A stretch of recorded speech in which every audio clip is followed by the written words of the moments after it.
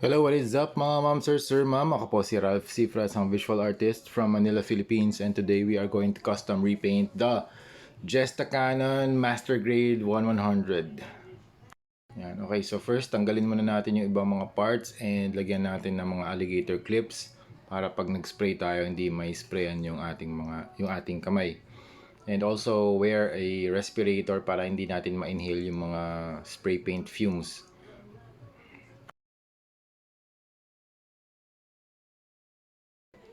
Ito yung primer na gagamitin natin, Bosny number 4 flat black. So ang recommended na spray natin dito, yung coating natin ay 2 thin coats. 2 to 3 thin coats.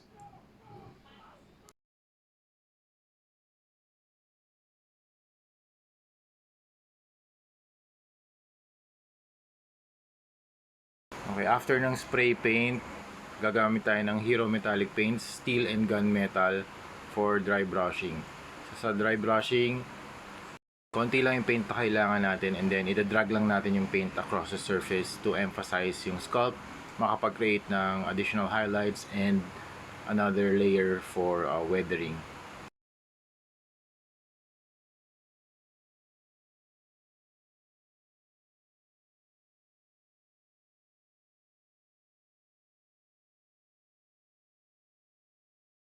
So gagawin natin siya sa lahat ng parts ng action figure or model kit. And then after that, we are going to use Hero Paints white and gray. Shoutout nga pala sa Hero Paints for sponsoring this video and yung mga custom repaints natin. Since gagawa tayo ng red camouflage, kailangan yung base natin mas bright siya. Kasi kapag hindi siya bright, kapag black kasi yung base tapos nag-add tayo ng red, mas nadadull. Iba yung hue ng iba yung hue ng red, para siyang desaturated compared sa meron kang gray dun sa base. Mas vibrant siya. Tapos ito yung red na paints na gagamitin natin, warm red and blood red. And then yung brush na ginagamit ko dito, it's a medium sized na round brush. Tapos gagawa lang tayo ng mga worm-like na pattern. Actually, yung sa camouflage, very random lang naman talaga yung pattern na ginagamit natin dito. So, iba't ibang colors yung gagamitin natin, tatlo. We have red, black, and white. So, first color, red muna.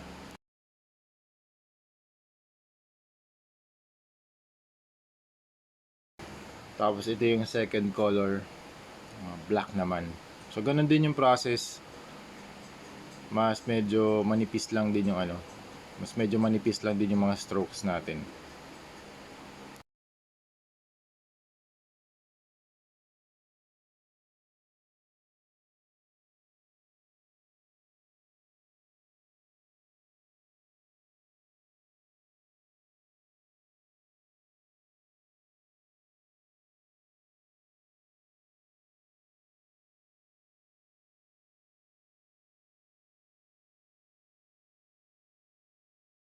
Yan. And then yung last, yung white naman, nag-mix na rin ako ng ultra white for stronger coverage. Gamit naman tayo ng medyo mas used na brush and then idadab lang natin dun sa surface. Yan, puro dabbing motion lang yung gagawin natin para makapag-create tayo ng pattern ng parang mga smaller dots.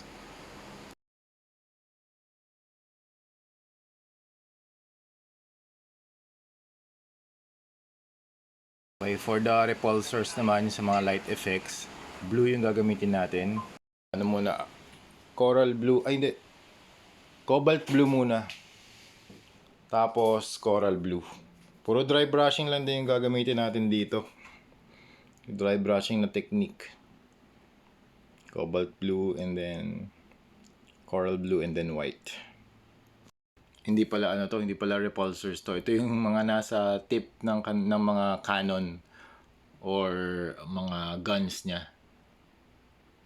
Sa Hulkbuster pala yung yung repulsors. Yan.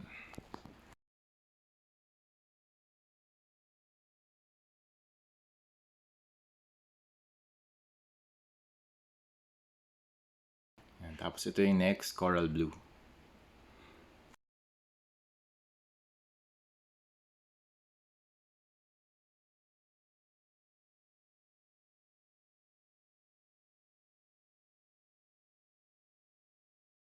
Tapos sa ibang parts, mag-a-apply tayo ng Dwarven Rich Gold just to separate yung mga ibang sections para makapag-add tayo ng contrast.